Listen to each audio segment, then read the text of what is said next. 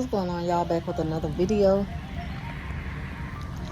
I want to talk about 3 things narcissists do when you discard them for good. Those 3 things are: they stalk you, just stalk your life completely. 2, inquire about updates on your life, anything you have going on, whether good or bad. And 3, they befriend your friends. And they do this because they still feel entitled to know about you, to be a part of your life. The narcissist got that mindset of, it's over when I say it's over. Until narcissists, it's never really over. They always feel like they got the power to just show back up whenever they please. So when you start to notice things like, you may even notice that they changed their style to something that you've always been known for, or they start showing up to places where they know you will probably be. It's because they've been doing their research, trying to keep up with you and find out, what's your future plans. You may even see them like at a school if you have enrolled, in school somewhere. And then they pop up there and they're taking the same classes as you. That's when they really become like real stalkerish and just annoying, to the point where they make it easy for you to realize that they just can't let go. I'm telling you, they stalk your whole life. They will try to get close with family members. They reach out to your family members, in hopes to get them on their side because you cut them off. I've had that happen in a past relationship with the father of my kids, getting close with family just so he can smear me and gaslight me with them. Some of them were narcissists, so it worked out better for them to collab, work together to try to bring me down, because I cut both of them off. I don't care if you're family. If you're a narc and you're just this toxic person that I can't deal with, or if you're not a narc and you're just toxic, I'm gonna cut you off. I don't give a damn. You could be my mom or my daddy. I'm doing what's best for me. But at the end of the day, there's really nothing you could do about the narcissist just being present, as long as they're not bothering you. Now, when it gets to the point of harassment and, they just won't leave you alone, like they try to force conversation, or, they do things to try to sabotage you in a way, that's when you might have to file harassment charges on them or get a restraining order. I mean, just how much you could take. Only you can decide that for yourself. Everybody's situation with the narc is different. So I can't tell you when to go and take action towards the narcissist when, they begin to do a little bit too much for you to bear. But that is my advice to you dealing with narc, and the 3 things they do once you cut them off for good. They're going to stalk you. They're going to inquire about your life. They're going to befriend people, and they're going to start the smear campaign when they make friends with these people, or when they get acquainted with these people, because that doesn't mean these people are going to become their friend. But any little information that they can gain from people, about you, it benefits them. And it also makes them feel like, well, I don't have to be friends. They don't have to be in your life like a close-knit relationship, or they don't have to get back with you to know what's going on about you. I worked with a girl who made this comment, very entitled and bitter and stuff, and she made this comment about a person who didn't want to be her friend, that she was saying, she just don't know. I know everything that's going on inside of her house. And I'm like, if you know, it's because you're listening to something that other people are telling you, or you inquiring about it. But you shouldn't even care. If you care just that much, to make sure you got something on them, that just goes to show how unhinged you are and unsettled. Like, you know, you just shouldn't care. If a person show you they don't want to be bothered with you, leave them alone. And I know we haven't all been, we're not all there yet. Sometimes it is hard to accept the fact that we were rejected, or we were dumped, or someone broke up with us. The relationship ended, because it hurts, which is why it's so hard to just accept it and move on. But when our behavior becomes so obsessive and repetitive to the point to where we're doing something that doesn't look good, like, that's not normal behavior. It's okay to vent and express your pain, but to force yourself on someone is just on a whole nother level of something that you shouldn't want to do. And you should understand why a person don't want to be bothered with you. I have been on both ends, where I've been the one who, it's been hard to accept the breakup. It's been hard to be rejected and stuff, especially if I felt like I was doing something that you wanted, or the feelings were mutual, or we both benefited each other at one time, or you got as much out of me as I got out of you. Like, it was mutual. It was something that was a 50-50 thing. And I just felt like you took it away without an explanation and just left me high and dry. I have a right to express my feelings behind that, just like that person have a right to say why I let you go. It's two sides to a story. And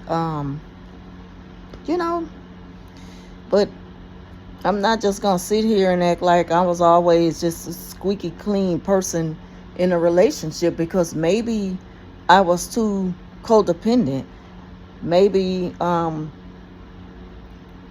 know I was at one time in a relationship, and I was so spoiled to the point where I felt like this will never end. And I was in a different stage in my life to where I barely was working. I was so comfortable with where I was with this person, and he just spoiled me to death, and he just made me believe that it would last forever. I never got mixed signals. So trust me when I tell you it just up and ended.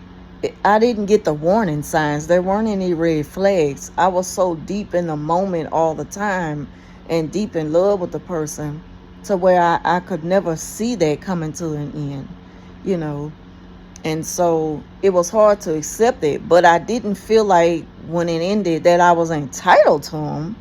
That's the difference between people who have a hard time accepting a breakup and narcissists. So you got to separate the two. We both may be feeling the same way, but narcissists normally act upon it like in a vengeful way. They got to get revenge. And if they can't do something that's going to keep them from going to jail, facing charges, they're going to do something that's going to get your attention to let you know you're not going to get away with hurting me. And see, I didn't do all that, because I'm not trying to make you miserable to get your attention to let you know you hurt me. I'm just going to let you know you hurt me. And I might let you know a lot of times when I run into you that you hurt me real bad, and I'm struggling. It's hard to get over this. But I'm not about to try to pull up and damage your property, do something that could mess you up in a way for something that benefits you. I'm not going to sabotage things for you. I'm not going to start a smear campaign. Now, I have every right to speak on my experience with you, but that's not a smear campaign. I see a lot of people saying with the Miss LaTruth situation that she shouldn't have went online and went public with her personal life, dealing with her marriage, what goes on, inside closed doors. They should have kept it there. They both should have kept it there. But at the same time, they both have a right to vent. It's just that you got to look at the intentions of it all. Is it to vent because you need to get something off your chest and you tried to make sense of it. You went to counseling. You did everything you can to make peace of it. Or are you venting in hopes to get people on your side just to bring somebody else? Like, it's all about intentions and, what you hope to get out of it. Sometimes we just vent just to be venting, and that's understandable too. But are you venting to get people to attack the person because you want your lick back? Is it revenge venting, or is it venting out of hurt, pain, and frustration and misunderstanding? Like, is it, I just like to break everything down, and I'm not taking sides. I'm going to point out what's unhealthy in a relationship or a marriage. Don't matter who it is. And I'm also going to point out, is it normal? Is it normal? Is it understanding? I understand where they're coming from, even though, like, we do things at times to where I understand it, but I don't agree with it. You see? So it's like, I'm not taking a side because I understand you. And I'm not taking a side because I understand you, but I don't agree either. It's like, that's just me. I'm so neutral. I'm just about pointing out fairness and right and wrong. Like, that's me. I do that and I move on. I'm not gonna, just stay there with it and just, wear myself out on one little thing. I like to point out many little things because it's not fair to just, pinpoint out one thing about something and just say, that's just a deal breaker right there. That does it. That just makes you a horrible person overall because it is one thing you like. I'm not like that. Of course, even narcissists have done things. All of us got, narc traits. But again, to me, it's always about intentions. Where your intentions out of hurt, and you think about it later on down the line, like, man, I shouldn't have did that. See, when you have empathy, you're going to feel guilty. If you have a conscience, you're going to feel guilty about your behavior. You're going to say, I shouldn't have done that. I really shouldn't have done that. I feel shame. I feel embarrassed. I shouldn't have done that. And it hurts me that I did something to hurt you. Because that's not what I want to do. I don't want to hurt you, And my intentions were to get you to feel the way I feel. But at the same time, I really didn't want to hurt you. It's like some narcissists, they don't think back to like, I felt bad. It's like, I got your attention.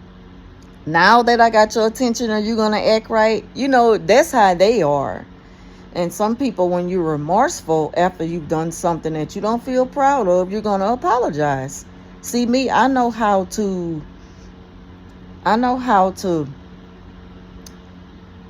I recognize, I really have a strong discernment in recognizing when a person is genuinely remorseful. Like when they really wish they wouldn't have done that. It happened and I wish I wouldn't have done it. Like, guilt is eating them up. They beat themselves up about it a long time. I've been like that before. So again, it's all about intentions. But anyway, those are the reasons why narcs will still try to come back around you. Those are the things they will do to try to get back in your life.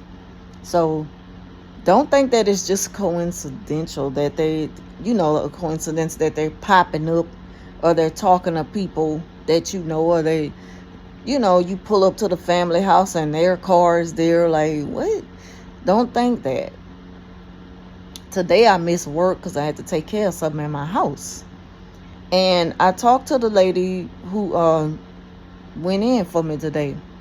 I say, how did the day go? She said it was fine, blah, blah, blah.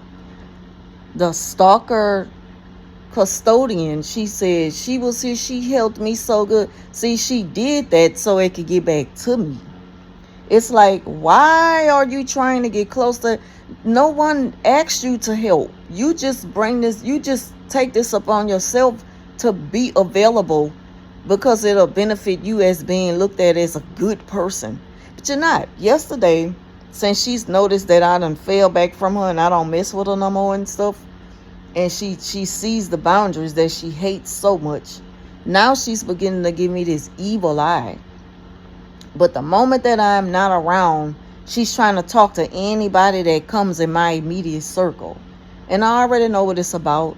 I mean, it gets old at some point. Like, you could just write the story out yourself, dealing with any narc, because they make it so easy for you to determine what the future gonna be with them based on your association with them.